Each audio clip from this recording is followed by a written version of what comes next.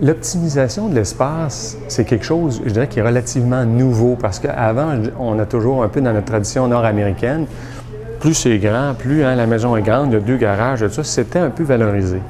Avec une nouvelle perspective en regardant le développement durable, bien des personnes qui, même si on est à l'époque où on voulait toujours, se disent « ouais, je devrais peut-être faire ma part.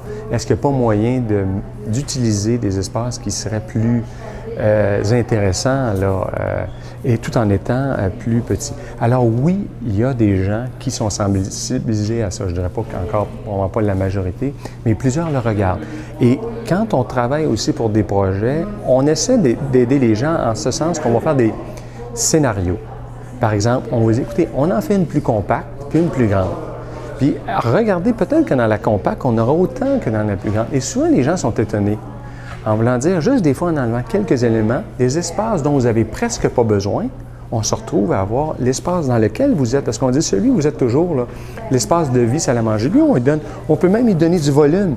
Mais les autres, la chambre à coucher, les rangements, certaines choses, on va les diminuer. Puis peut-être, pourquoi pas avoir des espaces, des grands murs coulissants qui nous permettent d'avoir l'intimité, puis des fois de retrouver l'espace et d'avoir des rangements qui sont d'une très grande efficacité. Alors, je crois, les étudiants en architecture